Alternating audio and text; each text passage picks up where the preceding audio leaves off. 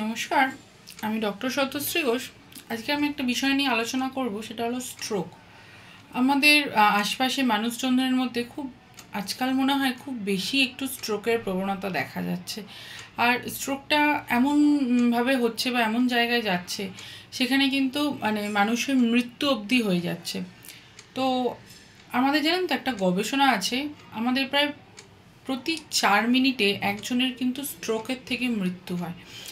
তো এখন নানান রকম গবেষণা চলছে। কেউ বলছে কোনো মেডিসিন আছে, কোনো ইঞ্জেকশন আছে, সেটা দিলে স্ট্রোক হবে না, নানা রকম ওষুধ আছে এইসব নিয়ে। তাই আমি প্রথমে কিছু বিষয় নিয়ে আলোচনা করব, যেমন কাদের স্ট্রোক হওয়ার চান্স বেশি, কী করে বুঝবেন আপনি আপনার আশপাশের মানুষটা স্ট্রোক হয়েছে।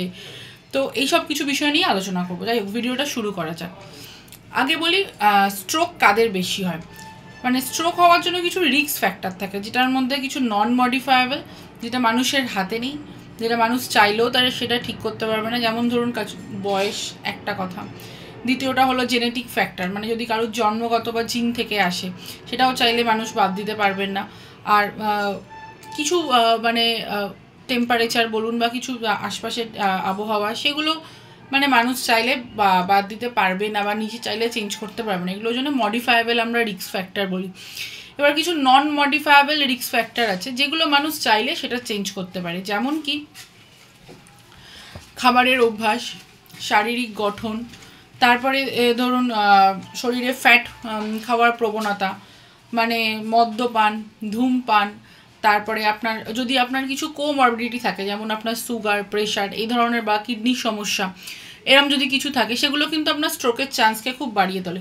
তো এই জিনিসগুলো কিন্তু আমরা চাইলে নিজেরা ঠিক করতে পারবি। ধরুন উচ্চ রক্তচাপ, যাদের হাই ব্লাড প্রেশার যাদের আছে, বা যাদের ডায়াবেটিস অনিয়ন্ত্রিত ডায়াবেটিস, সুগার একদম কন্ট্রোলই নেই, বা ধরুন কারুর তামাক জাতীয় খাওয়ার টেন্ডেন্সিটা খুব বেশি, স্মোকিংয়ের হ্যাবিটটা খুব বেশি।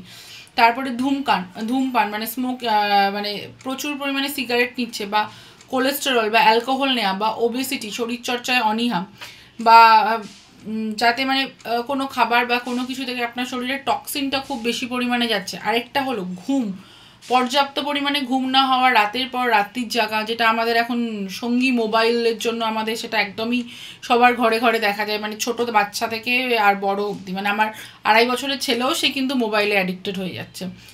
আর আরেকটা জিনিস হচ্ছে অ্যালকোহলও কিন্তু খুব বেশি পরিমাণে আমাদের একটা খুব স্ট্রোকের কারণ, স্ট্রোকের একটা কারণ হয়ে গিয়ে দাঁড়িয়েছে। এইবার আসি যে স্ট্রোকের আগাম উপসর্গ বা কি দেখে বুঝবো। আমি এই জিনিসটাকে খুব সংক্ষেপে বলছি। স্ট্রোক জিনিসটাকে নিয়ে বলতে গেলে কত কিছু যে বলতে হবে সেটা বলে শেষ করা যাবে না। আমি খুব সংক্ষেপে বলছি যে স্ট্রোক বা ধরুন যে ট্রানজিয়েন্ট ইসচেমিক অ্যাটাক, আমরা যেটাকে ডাক্তারিক পরিভাষায় বলি, এটাকে এই যে ট্রানজিয়েন্ট ইসচেমিক অ্যাটাক, এটাকে অনেকেই কিন্তু আমরা কেউ গুরুত্ব দিই না। এই জিনিসটাকে যে কী হচ্ছে না হচ্ছে সেটা থেকেই কিন্তু এটাই কিন্তু আমাদের হচ্ছে স্ট্রোকের প্রধান লক্ষণ। হঠাৎ করে আমাদের মস্তিষ্কের মধ্যে রক্ত সরবরাহে কিন্তু ব্যাঘাত হয়ে আসছে। এই জন্য কী হয় আমাদের হঠাৎ করে কী করে বুঝবেন যে আপনার মস্তিষ্কে ব্লাড সাপ্লাই হচ্ছে না? তখন দেখবেন হঠাৎ করে চোখে ঝাপসা দেখছেন, বা শরীর আপনার খুব অবশ হয়ে যাচ্ছে, বা হাত পা খুব অসাড় হয়ে যাচ্ছে, বা ধরুন মাথা ঘোরা একটা ডিজিনেস ভার্টাইগো ভাব। হঠাৎ করে এরকম হলে বা ট্রানজিয়েন্ট ইসচেমিক অ্যাটাকের মতো সিমটম আসলে, এটাই কিন্তু অবহেলা করবেন না, অবশ্যই চিকিৎসকের পরামর্শ নিন। তাছাড়াও আরেকটা কিছু সিমটম আছে স্ট্রোকের, ধরুন আগাম উপসর্গ আমরা যদি বলি, সেটা হলো তীব্র মাথা যন্ত্রণা। মাথা থেকে যন্ত্রণাটা ঘাড় বা ঘাড়ের পিছনেই হয়, বা ধরুন তার সাথে খুব আমরা বলি না যে খুব প্যালপিটেশন হচ্ছে, বুক ধরপড় করছে, বা প্যালপিটেশনটা খুব ধরুন এরকম হচ্ছে, খুব অল্প সময় হলো, কেউ ভাবলো কি জল খেয়ে আমরা শুয়ে পড়ি, কিন্তু এই সময় অনেক সময় কি হয় বলুন তো, এই প্যালপিটেশনের সময় হার্টের মধ্যে রক্তটা জমাট বেঁধে যায়। এবার সেই ব্লাড ক্লটটা কিন্তু আপনার মস্তিষ্কেও পৌঁছে যেতে পারে।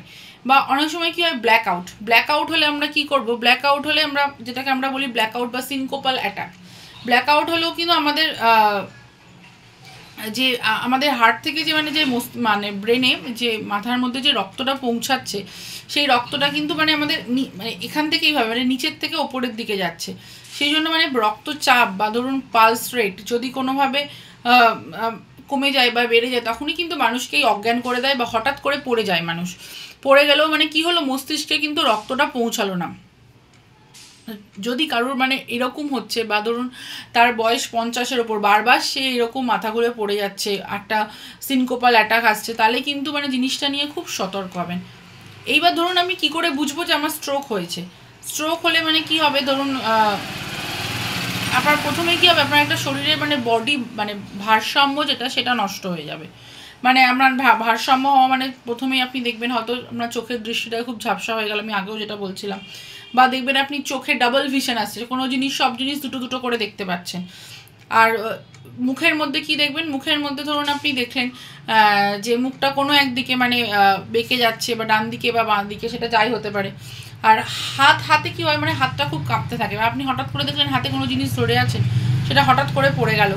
আর কি হয়, কি দেখে বুঝবেন, কথাটা স্পিচ জিনিসটা কী হয়, আমরা যেটাকে বলি বি ফাস্ট, মানে স্পিচে কি হয়, স্পিচটা মানে কথাটা খুব জড়িয়ে যায় বা মানে অস্পষ্টতা আসে। আর টাইম মানে যতটা টাইম আপনি নষ্ট হবে তত তাড়াতাড়ি আপনার ব্রেনটা কিন্তু নষ্ট হবে। তো এই বি ফাস্টের মধ্যে মানে যেই লক্ষণগুলো আছে এইগুলো আপনারা কিন্তু লক্ষ্য করবেন যে যে মানুষটার বা যে পেশেন্টটার স্ট্রোক হচ্ছে। তখন আমরা কি করব, আমরা যখন দেখব আপনার বাড়ির কাছে কারুর এরকম সিমটমস আসছে, মানে 2-1 ঘন্টার মধ্যে ভালো না অন্তত 3 ঘন্টা থেকে 4 ঘন্টার মধ্যে অবশ্যই তাকে হাসপাতালে নিয়ে যেতে হবে। হাসপাতালে কোথায়, যে হাসপাতালে আপনার সমস্ত রকম পরিষেবা পাওয়া যায়। হ্যাঁ, আর হাসপাতালে কিভাবে নিয়ে যাবেন, বেশিরভাগ সময় রোগীকে যে কোনো এক পাশ ফিরিয়ে হাসপাতালে শুইয়ে নিয়ে যাবেন।